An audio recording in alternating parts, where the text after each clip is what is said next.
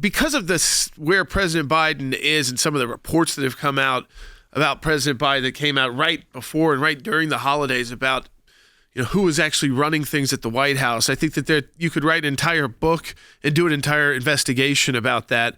But you also really have to, let's move forward too, to getting things done.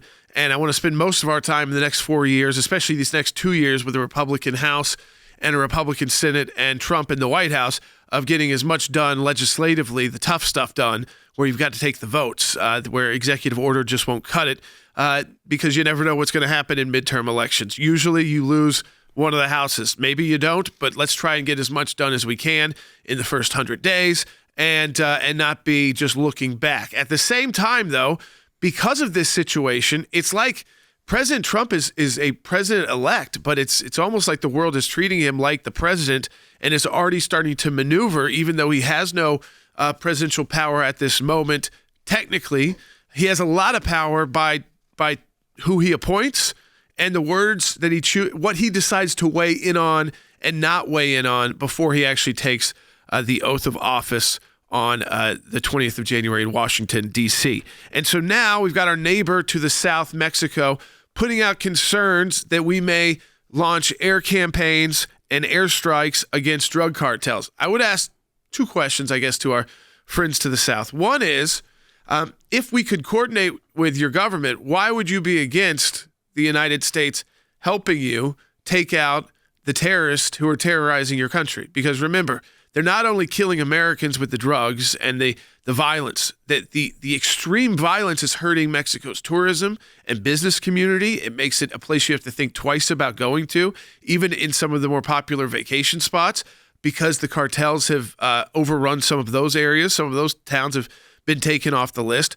Why not welcome the use of America's military force from the air, probably likely, and some on the ground intelligence, to do as much damage to these cartels as possible? Or is it because these politicians there are working with different cartels? They're always, and that's why there's cartel wars going on.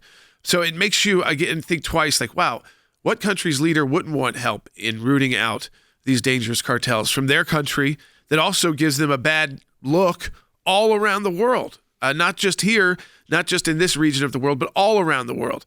And so, again, by the way, there's been nothing to confirm that any of this is going to be done. This is all based off the fact that President Trump has said, we've got to get rid of these cartels. We've got to do what we can to stop killing because of the violence they're bringing to America's streets and the amount of Americans they're killing with fentanyl.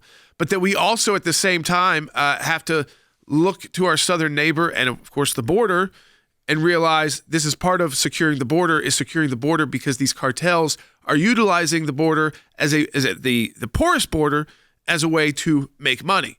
So when people pay those coyotes, guess who they work for? Those coyotes work for the cartels. They're running all of that. So when people take their life savings to try and get their family across into the U.S. illegally with these coyotes, it's cartels running them. Why do you think they'll toss a baby across and over a 10-foot fence or wall or 20-foot wall? Well, it's because they're drug cartels.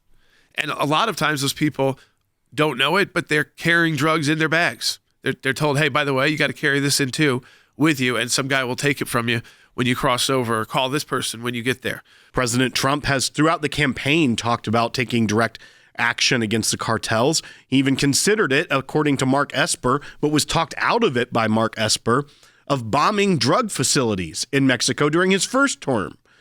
But he was talked out of it.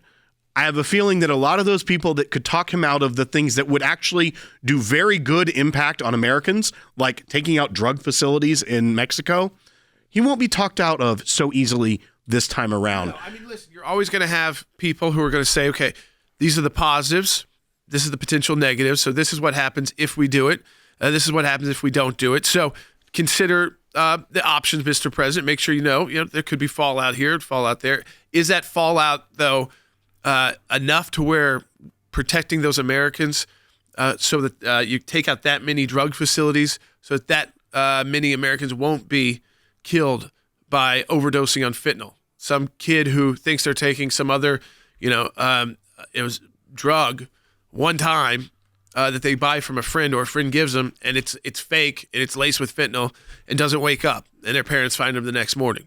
I mean, how many of those stories of these kids who, again, make one bad decision and end up dead because we're not doing enough to keep these drug cartels, illegal drugs, off the streets and out of the hands of the American people?